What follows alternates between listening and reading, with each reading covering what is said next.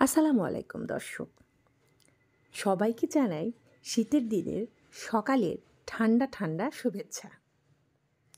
আজকে ভোরবেলা ঘুম থেকে উঠে আমি চলে আসলাম রান্নাঘরে। আর আজকে রান্না করব পাতাকপি ভাজি, তার সঙ্গে থাকবে পরোটা।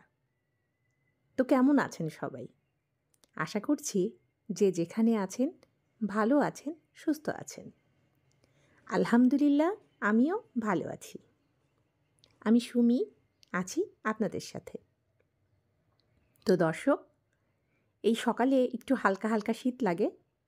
সকাল সকাল রান্নাঘরে চলে আসলাম, একটু সবজি ভাজি করে নিব আর তার সাথে পরোটা বানিয়ে নিব। আমি সকালবেলা বেশিরভাগে আমার বাসায় তৈরি করি রুটি, পরোটা এই জাতীয় খাবার। ভাত বা খিচুড়ি খুব কম। ভাত তো খাই না সকালে আমরা, কিন্তু খিচুড়িটা হয়, সেটাও মাঝে মধ্যে।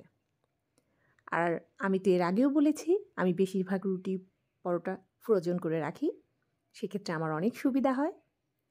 তা আজকে যেহেতু পরোটা ফুরিয়ে গেছে, তাই সকাল সকাল পরোটা বানাতে চলে আসলাম। তো দর্শক, এই যে দেখুন আমার ভাজিটা হয়ে গিয়েছে। আমি একটু পেঁয়াজ কলি দিয়েছি, কারণ শীতের দিনের সবজি বলে কথা। শীতের দিনের সবজি মানে খুবই মজার। এত মজা লাগে মাছ মাংসের চেয়ে সবজিগুলো। সুন্দর করে নিলাম। আর এদিকে আমার পরোটাগুলোও তৈরি হয়ে যাচ্ছে। আমি মোট 7টা পরোটা বানিয়ে নিলাম। এটা দিয়ে আমার 2 দিন চলে যাবে। আমি রেডি করে নিচ্ছি। তার সঙ্গে এই দেখুন বাজার। আজকে সকাল সকাল আপনাদের ভাইয়া বাজার করে নিয়ে এসেছে। বললাম না সবজি আমার খুবই প্রিয়। আমি সবজি খুবই পছন্দ করি। আজকে নিয়ে এসেছি ফুলকপি, পেঁয়াজ, টমেটো, রসুন, বাঁধাকপি, আর এনেছি গরুর গোস্ত। আর সাথে ছিল পালং শাক। আজকে দুপুরে আমি পালং শাক রান্না করব, এই জন্য পালং শাক আনতে বলেছিলাম। আসলে যখন যেটা প্রয়োজন ঠিক সেটাই নিয়ে আসি। আর সবজিগুলো টাটকা খেতে খুব ভালো লাগে বিধায় যে যেটা দরকার সেটা নিয়ে আসি, বাকিগুলো পরে নিয়ে আসি। আর এই যে দেখুন গরুর গোস্ত। এই গরুর গোস্তটা অনেক ফ্রেশ। আমাদের এখানেই সকালবেলা গরু কাটা হয়, আর সেই টাটকা গোশটাই আপনাদের ভাইয়া নিয়ে এসেছে। আজকে আমি এই গরুর গোস্তই রান্না করব, একটু ঝোল ঝোল করে গরুর গোস্ত করব।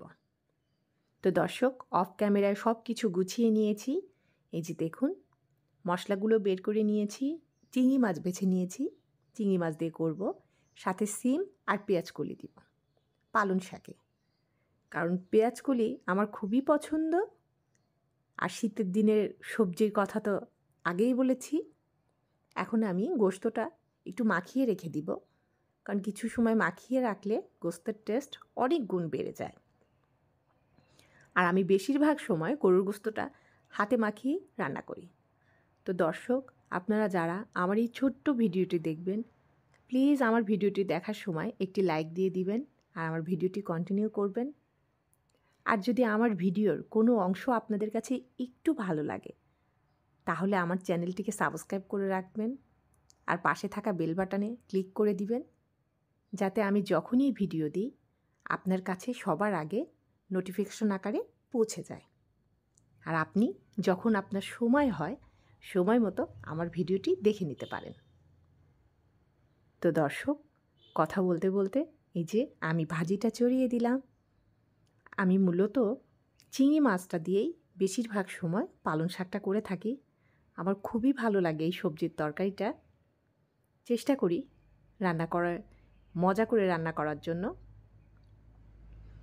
তো এই রান্নাটা করতে করতে পাশের চুলায় গরুর গোস্তটাও বসিয়ে দিয়েছি, সেটাও আমি অনেক সুন্দর করে কষিয়ে নিচ্ছি। আর সাথে আছে ডাউল। খুব অল্প পরিমাণে ডাউল রান্না করেছি, বেশি করি নাই, খুবই কম। এই যে দেখুন ডাউলটা। আর আজকে করব টমেটো ভর্তা। পাকা টমেটো ভর্তা আমার খেতে খুব ভালো লাগে।